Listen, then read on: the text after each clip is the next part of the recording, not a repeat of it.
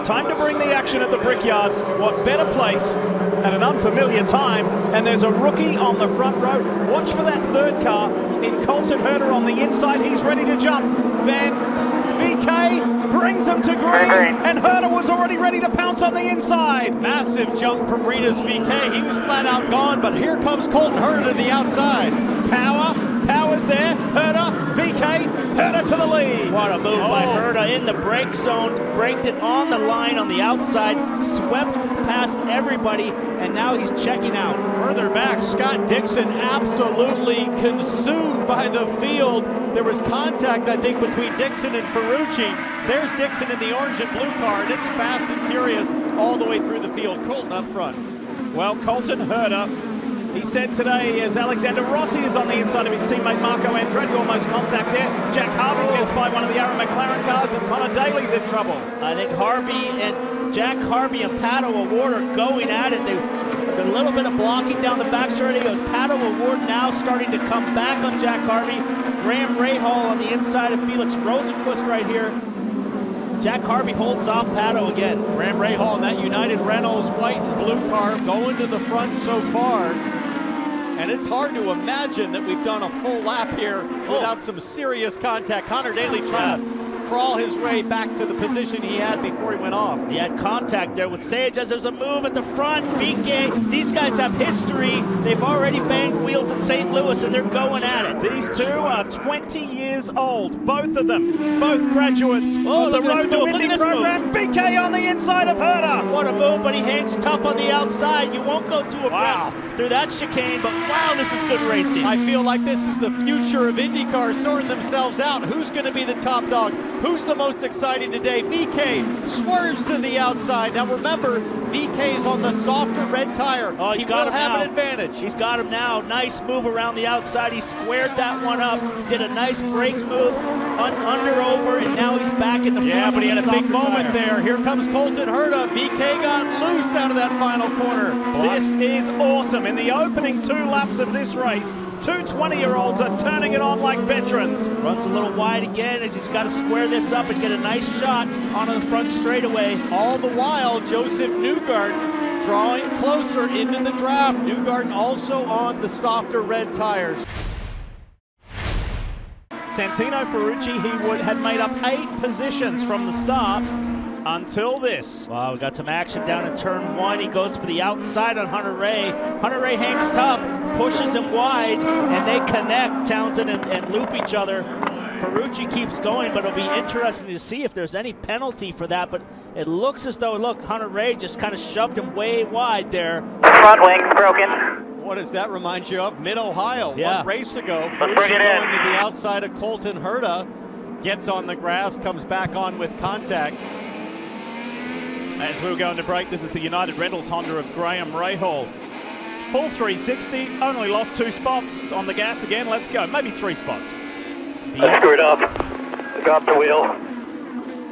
Dropped the left rear on the grass. He was the first to admit it there on the radio with his team as Colton Herta there in the 88 defending Joseph Newgarden. And it just seems like Veekay's in a sweet spot right now, Paul, on those softer red tires. He's got the fastest lap of the race, a 4.5-second lead, but it's really going to change, I believe, when Colton Herta goes to red tires. Newgarden yet to pit, Power yet to pit, Rahal still to come, Palou and Ferrucci. Here we go down to turn 1. Veekay knows that and takes that inside line away, or does he? Can Colton go deep? He does. Herta to the inside, but blows and runs wide. Veekay comes back. Does he have an opportunity? He stays there. Great job from Veekay. He has the position. Clear. I say great job by both drivers, fellas. There comes Herta again. Yeah, Herta gave him room. That was respectful racing, but hard. Let's not forget these guys are racing hard and holding each other up as Herta looks for the outside again. He's got goes for the big inside of under over. That was awesome. That was slick, but Veekay holds tight on the outside. That was incredible from Colton Herta. He says, yeah, I know you're 20, the same age as me, but I've been around a little bit longer than you. Where's Newgarden? When's he going to pit? Oh, this really helps Newgarden. These 2 guys battling it out. Now 41 seconds, Newgarden's gap. Just stay with him. He's going to have to save some more fuel here. He's got 5 laps on us. So Palou now, mostly everybody is pitted. Palou has cycled his way up to second overall. Great job, man. Now we got to start hitting that number. Try to give us 95 or 96. You can go to pink 6 if you need it. And looming in the background is Alexander Rossi. You saw him. He's already pitted in the Auto Nation. Napa Auto Parts Honda. Here we go. Rahul's in. So Graham Rahal already had that off, lost some position, so he's been at the back, but staying out longer, cycled up to fourth. Now he's going to be back at the back again, so he's going to need something to happen to be able to become a player in this race again. Joseph Newgarden among the leaders, one of those staying out the longest, and he is set to come in. Tim Cindric just gave him the call. Will Power is also going to come in as well. Power is running a little bit behind him. 45 miles per hour for Newgarden, second in the championship, 71 back of Scott Dixon, so he needs maximum points. He really needs to sweep the final 3 races, and Scott Dixon's going to have a bad luck in at least one race, but starting mid-pack, there's still a chance. Newgarden is in. He's going to the primary, the harder compound tires. Keep an eye on Colton Herta, and let's watch the blend as Newgarden releases.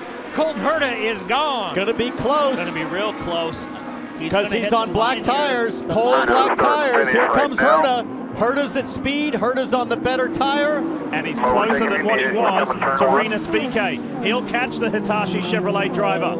It's only a matter of time, like he did with Veekay. Might take a lap and a half, but Herta will be there. He is flying. Telling you what, though, Joseph Newgarden is no easy guy to pass. He's no slouch. He's a 2-time champ, so that played out perfectly. Getting those quick laps in, cycled. Look at Veekay. He's way ahead of Veekay, so that really played to their hand at the Team Penske. Veekay's falling into the clutches of Alexander Rossi for sure. Meanwhile, let's take an update on the championship leader, the man who's led every step of the way. Scott Dixon has eased his way up inside the top 10. He was as low as 13th, 14th in the early laps of this race. Now Dixon's up to 8th on this pit stop cycle, still with Alex Palou and Santino Ferrucci to pit. So Dixon is doing a Dixon-like drive, slowly, surely, methodically creeping his way forward. Talk about going for it, Paul. Colton Herta has used 132 seconds of push to pass. Newgarden is on the button right now, just doing everything he can to try to stay ahead while he builds tire temperature. This is really going to matter at the end of the race, especially for Colton Herta, who's been very liberal with his usage. Look at the marbles on the front straighter already. So a lot of marbles on the up against the wall, but right now Newgarden has got those tires up to 10. Colton has got a fair amount of laps on these reds now, so at some point they're going to fall off as well. He's been running that car hard. He's able to pass, but then won't have to hit a number. Andy's got to save fuel, so here it comes. Here it comes. Here comes Colton. What's he going to do this time? Same as what he did to Veekay, but not quite close enough. Good defense by Joseph Newgarden, made him break the draft. You know, Colton is swerving so dramatically that I think he gets out of the view of whether it's Veekay's mirrors or Newgarden's mirrors, Paul. He's using all of that back straightaway very cleverly to disappear in the rear view mirrors, to leave Newgarden wondering, where did he go? Better have eyes in the back of your head if you're going to race Colton Herta. I like that move. It's swift, it's decisive, it's aggressive. Colton's close here. Oh, a little loose there. A little loose for Herta. Or for Newgarden. Herta's he knows it too. Herta's only got 36 seconds left. He's using all the button. He has to go for it now. He's going in deep. Braking duel at turn 1. Wheel to wheel with the defending champ and gets it from Joseph Newgarden. Herta into the lead of this race. Everyone else is in jeopardy. If a yellow comes out, they're going to be stuck in the middle. And for Colton Herta, he's got the best spot on pit lane, pit out. And with no traffic and a green pit stop, it's an easy in, now an easy out. No bobbles at all, and Herta is back off with stop number 2 and 1 more to go. This has been an amazing season for Colton Herta. He comes into this race 4th in the championship points. A drastically different looking season in comparison to 2019 as far as his consistency and laps finished and the amount of top 10s, not to mention the win at Mid-Ohio. So second season has been phenomenal. Paul, to make this work, Colton Herta needs to put in some good laps since Newgarden's out there. And look who's in front of Colton Herta right now. Santino Ferrucci, who got shoved off the road at Mid-Ohio just a couple weeks ago. and I'm sure Ferrucci might be thinking about whether or not Colton Herta needs a favor. We always talk about how Scott Dixon has no enemies out there. He can race everybody, and everybody will show him respect as Scott Dixon comes to the pits from 5th place, but this could be some action with these guys up front here. Kevin Lee is standing by for the Scott Dixon pit, and there's a special onlooker, right, Kev? Yeah, there's Jimmy Johnson, and we've chatted with Jimmy a little bit, so he's going to keep a close eye on this stop coming in, and I got to do this next year. Now, this is the advantageous circumstance because not everyone is pitting at the same time. By the way, Mike Hull just told Scott Dixon, be careful, watch, don't cross over the line. They've warned a couple of people for that. He's going to the primaries. Slight turn of front wing. Scott Dixon is back out. Rinus Veekay also had an uneventful stop. Oh, but he's had an event now. Big lockup. But a big lockup. Yeah, it's super easy, Townsend, to flat spot the tire right out of the pits. So it could have a little bit of thumping on that as it wears itself down. But right now, Newgarden putting in more laps. Let's review this stop for Veekay right here. Nice and gentle coming to his marks. Red Firestone tires go on, fuel hole, so uneventful, that's what you want as Brent Harvey, Woody as he's known, watches on as Rossi makes a move for position with Scott Dixon. Just going back to that arm wrestle between Santino Ferrucci and Colton Herta, I thought the two had spoken post Mid-Ohio. Colton Herta told me this morning they did not speak. Colton remains firm on what he did. Ferrucci told me a couple of days ago, yeah, I'm over it. I probably shouldn't have put myself there, but I will remember how Herta raced me next time we're together on track. And here they are. They are now together on track. Rinus Veekay rounds off the last turn. Guys are starting to cycle in and out of the pits. He's lost quite a bit of ground to Colton Herta right here. Sebastian Bourdais in the 14 for AJ Foyt Racing in his return drive to the NTT IndyCar Series. He'll finish the season off and be back full-time next year. Cold tires for Sebastian Bourdais coming out of the pits. So Herta definitely has pace on Ferrucci right now. Ferrucci still needs to make a pit stop, so we'll see what kind of dynamic plays out here. Again, Ferrucci not at all pleased with Colton Herta in the last race. And this can really hurt Herta's pace on Newgarden, who stays out. Meanwhile, we need to update you a message from race control regarding Scott Dixon, Alexander Rossi. We didn't see it at the time, but allegedly Rossi exceeded track limits and has to give that position back to Scott Dixon. Herta gets a nice run there off the corner. Ferrucci was a little bit wide coming off, but not close enough right there to make a pass. Let's go back and take a look at the drama that I just referenced.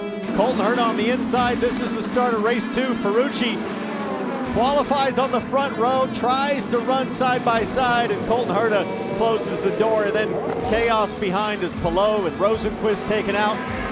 Just can't make it work on the grass. That one was much different than with Hunter Ray because he was Townsend wheel to wheel with Herta all the way through the corner, but now these two are connected again, and this could be some drama here. And Paul, the urgency for Herta is the gap to Newgarden. Right now, Herta 38 seconds behind, but I think that gap's going to grow if Ferrucci gives Herta a hard time here. Remember, Herta doesn't have many seconds of push to pass left to try and make quick work of this as they come around to complete another lap. Through turn 13, one more to go before they get on the front straight. Key overtaking point, heading down into one, approaching 170, 175 miles an hour. Good exit there on the push to pass. He's using up that valuable push to pass. Look at this. Ferrucci's not going to give him anything. That's what I said before. Oh, runs in way deep. On the grass again. Ferrucci said, I'll remember how you raced me. Wankers. Oh, and Herta doesn't appreciate it and gives him a colorful description. All right, we got a rivalry on our hands.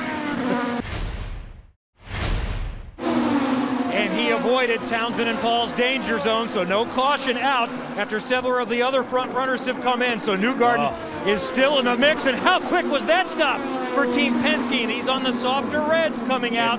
Keep an eye on Colton Herta coming. Watch him, guys. Herta's got him easy now, so on cold tires, but that was a flying stop in the 6-second range. Veekay could be a threat here if he comes up a little bit closer, but it looks like he's well clear, Townsend, and Veekay.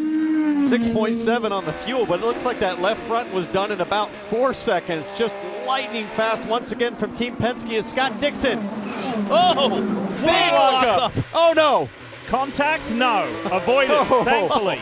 I was going to say, here goes the championship lead for Scott Dixon. If there's contact with Rossi being super cool to Dixon and not getting to the side of him. Yeah, that was so late on the brakes. They went down to like the 2 marker and locked it up big time, and he's got to be careful now that he didn't flat spot both of those front tires. Rossi had to evade by getting on the curbs, as now he comes under threat from Will Power. Remember the message I said from race control that Rossi had to give that position back to Dixon for exceeding track limits. We don't know if he got by him and then got back. Let's have a listen to some Rossi radio.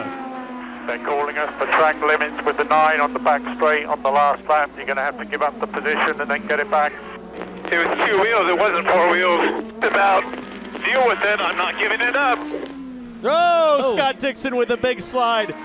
Well, he's going to get him here. All over the place. Dixon locking up front, slide in the rears, and here comes Rossi and Will Power. They're both going to get, Will Power's going to get 2 and 1 here, forward. the way this Let's is get going. Back in position. Good job, here we go. 3 wide. And Dixon will stay out of this, or will he? He has no choice. Both of these guys in deep. Rossi low, low. That's good racing right there. All clear, all clear. Give each other room, racing hard, and neither are racing for this championship. The man in the orange and blue PNC Bank Honda is. He has to engage some element of caution right there. Dixon still runs 7th. How anxious, how urgent does Scott Dixon feel like he needs to hang on? That championship lead to Joseph Newgarden down to 56 points. It's getting tight. There is a new race leader, and it is the 2-time and defending series champion in the Hitachi Chevy. Joseph Newgarden is up front, and his effort to get to the front was made considerably easier by an error from Colton Herta down into turn 1. Colton has been complaining constantly about his rear tires gone away, Townsend, and he locked it up big time going into turn 1. Watch this thing step out sideways, and he has to abort and go through the runoff, and they basically meet. You see him way over there, and they come out meet, and he's coming early now too, Kevin. 25 to go, Kev. And he's been asking, come on, can't we do 20 laps on a set of fuel? I don't think he knows how many laps are in the race. There's still 25 to go. Remember, it's a different lap count than it was in July. It's a different lap count than tomorrow, so that's why they had to stay out as long as he possibly could. He should be in the window here, and he's going to primary, so Firestones, they should last, but are they going to be quick enough? And Joseph Newgarden's got a set of sticker reds still sitting here in his box if he wants to use them for the next stint. Oh, that was a shaky stop too on the inside front. The guy was really struggling there, so the wheel nut didn't come off well, then it didn't go on well, but it still was a quick stop. But Townsend, it hit the ground, I think, before the nut was on. Watch this. The inside front, and then watch it goes on here, and then he's like having a hard time, and then the nut there. They got it on just in time, Yeah. I think. Watch this guy on the inside, on the front. Just misses the gun. Goes to hit the gun on, misses it, but I think it's just in time. But Newgarden's in, and he has a massive advantage as long as this pit stop is smooth. Now, it's been a little bit difficult to tell what tires are going to be used because teams have their allotment for tomorrow. He's got primaries out here. That could just simply be the choice that they think to use. They need them to make them last, but this extra set of sticker reds might be for tomorrow. He had an extra set because he didn't need to use them in qualifying, but going with primaries for the final stop for Joseph Newgarden. He's got a chance to win this race, a chance to very much win the championship. Bobbles a little bit, Paul. 7.9. I think, what was Colton Herta? 7.3? Yeah, only 0.3 of a second as Veekay now comes Herta's got a chance. Plugs it in. And he's got sticker red, so maybe advantage here for Rinus Veekay. The 20-year-old might be able to steal this one with the quicker set of tires on the final stint from Firestone. I think Newgarden's way out in front here, so he's really gapped. Dixon has come in, but now he's got 4 cars, 3 cars as a buffer. That's big. Championship leader Scott Dixon is in. Is this going to be a smooth stop like it usually is? Ganassi style, it is indeed, and away goes Dixon. Joseph Newgarden, Power's teammate, boasting a 7.3 second lead, Paul, and looking good. I'll tell you what's not cool is the points lead now is 44 points. So it is going quickly in the wrong direction, like I said. So Dixon now back in 8th place. Newgarden in the lead, doing exactly what he needs to do. But here comes Will Power. Whoa! That's crazy stuff right there. My goodness, how in the world did he not hit the wall? Holy. Wow. Holy. You don't get any more four guys that are as aggressive as these four guys. Rosenquist just gets wide, almost got in the grass like Will Power did a few laps ago, and here comes Rossi. Rossi. From behind. He's on the marbles, though. Look at all the marbles Rossi's on. And straight forward. Clean pass, clean pass. Rosenquist will fight, but he knows that he really can't, Paul. No more push to pass left, but he's still going to give it everything he's got. Oh, Rossi got way wide. The marbles, I saw him take a slide into turn 1 just by tracking through those marbles on the front straight. So Rossi used a precious maybe 8 seconds on push to pass on that move, and I think he's still got stuff on his tires because he's really struggled the last few corners to hold the line. Think about what young Rinus Veekay has learnt from this race today. We're talking about managing 3, 4, 5, 6 seconds worth of push to pass in the closing laps of the race when it counts. Veekay used 50 seconds in the first 4 laps of the race in that duel with Colton Herta. I think he'll play it differently tomorrow, as he now has a shot at getting back up into the top 4 if he can get by Felix Rosenquist. Rosenquist has just slipped off the podium. Veekay trying to fight back from a pole position to get on the podium. 6 laps to go, coming to 5. Rosenquist is out of push to pass. That communication from the pit box, so critical. Paramount to keep your driver in the loop in the big picture scheme of things as to who has what. And Marco Andretti on fire. I was going to say brakes, Paul, but that looks like the motor perhaps. Left side bank on the engine. Get the pit entrance here. Pit entrance. Staying out. Hopefully it didn't lay a bunch of oil down. Fire like that. Usually, oh, here we go. Here's the move to the outside. Rossi outside of Herta. Don't get together, both of them your teammates. Up. That's good stuff, man. That's great stuff. And Rossi on the move. The volume of passes that we've witnessed and enjoyed today has been phenomenal. Look at Rinus. Lighting it up is Rosenquist, but he has no choice. He can't fight that any longer. Rinus he's going to go for the podium on Herta as well. Colton Herta using every single inch of this racetrack side to side to try to open up the radius. Here comes Veekay. What a move. That was set up perfect. He faded him and then just shot for the inside. Herta nearly locks up and gets in the back of him. Nice work, Rinus Veekay. That was a slick move as the field comes to the yard of bricks. The marbles all up on the wall. I wonder if Veekay can get to Rossi, who's having a really hard time lapping Takuma Sato. Gap's just over 2 seconds between this man here and the AutoNation onboard shows us. Tell you what, Veekay might get there with the pace they're running right now. Veekay last lap 113, Rossi 113, but if he's able to close that gap, you know he's going to go for it. Look at Scott Dixon battling Will Power. Whoa. Gets his nose chopped off. Will Power teammate to Joseph Newgarden, so there's this big incentive for Joseph Newgarden's championship hopes as Will Power races him hard. Rahal gets a run in the marble. Scott Dixon. These two have had history too, not Rahal Dixon, but Dixon and Power, and all of a sudden arriving on the scene is Jack Harvey in the AutoNation Sirius XM Honda for Maya Shank. Jack will be looking for another good position. This is where he got his first career podium here on this track. 2 laps to go. What a race this has been. And it gives us a more intriguing championship scenario as well if it stays like this for less than 5 more miles. If this man can get his first IndyCar win at this famed racing venue. It's a thorn in his side that the 2-time champ has never won the Indianapolis 500, but he is so close to getting his first IndyCar win at the Indianapolis Motor Speedway.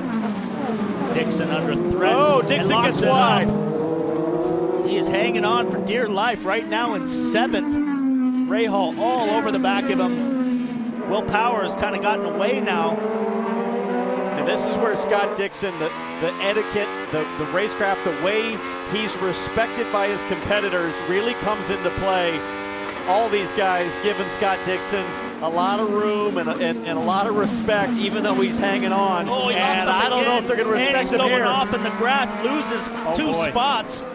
Luckily, there's nobody else around, but that's more points now, down to 40 points. Those tires are clearly gone. Meanwhile, up the front, Rinus Veekay is putting more pressure on as we ease into the final lap, final 2.5 miles. There's Veekay. He's caught Rossi. It's only about a second. It's exactly a second between them. Obviously no help from Sato. No help from Sato. Different teams now. They're not teammates anymore, so you're not going to get any help. I don't know, if you're Ed Carpenter or Matt Broyles or whomever at Ed Carpenter Racing, do you tell Veekay, just settle, you're going to get your first podium. No need to fight Alexander for second. Oh, this final lap. Little step out there for Rinus Veekay. I think he's settled in now. Think about this, guys. Newgarden, leading by 14 seconds, has more push to pass than all the other cars in the top 10 combined. Sensible use of that, and It's think been about dominant. this. Think about this. This is a pivotal race in this 2020 championship because this man here has gouged 32 points away from Scott Dixon. Car number 1, position number 1, the defending series champion wins at the Indianapolis Motor Speedway for the first time in his career. Newgarden wins the Harvest Grand Prix and keeps himself in this championship hunt. What a day for the champ. Incredible. And it's tight for second. The lap cars of Kellett and Sato in front of Alexander Rossi on the podium, and the pole-sitting 20-year-old gets his first ever podium. In damage control is Scott Dixon, but he didn't lose control. He just gathered it back up and will limp across the line. Scott Dixon in the top 10 in 9th place. Joseph Newgarden, a 2-time champion, has now won at the Indianapolis Motor Speedway. And he's very much climbed back in the championship. He's going to greet his crew guys here first. Travis Law, his chief mechanic and crew chief. So before we talk about championship, let's talk about this drive and what's going through your mind as you're chasing down Colton Herta, trying to get him right before that final pit stop. I don't know that I can think about the race. I'm so excited to be up here on this platform. Man, I wish we could have been up here in August for the captain. You know, he's done such an amazing job with this facility, and to see people back here, socially distanced in the stands, at least getting to watch a race. I'm sure he's really happy today, and I'm happy to be up here representing him and Team Penske, everyone at IndyCar, IMS. So thank you to everyone that, you know, kind of came out in cool conditions. But yeah, we had a rocket ship. I knew we did yesterday in qualifying. I was so surprised by how quick the car was. And then it was a great fight today. It was all about, it was strategy, it was close combat, it was everything you want in an IndyCar race. And I was just happy I had the quickest car. I felt like Team Chevy did an amazing job. Having Hitachi on's been good luck for us this year. So pumped to be up here. I mean, this is I've always wanted to get up here. I want to get up here during the 500, but this is almost just as cool. The championship honestly seemed over about a month ago, about a 120-point lead. Now it's down to under 1 race. 40 points is the deficit with 2 to go, where you've won. And by the way, you're the last winner at St. Petersburg. Well, you know what? If you'd have given us a couple of those races where we caught the bad yellows, we'd be really in this fight. You know, it's almost a shame what kind of deficit we've had in the points, but this team has been unbelievable. They've been the quickest on pit lane all year. They've done a great job, really a great job. They deserve to be in this championship fight. So it's still a bit of a hill. We made it smaller, I guess, today, which is really good news. But, you know, I said we got to have 3 perfect races to finish, and this is one of them down. We got 2 to go. Watch the Firestone Grand Prix of St. Petersburg, Sunday, October 25th at 2:30 p.m. on NBC.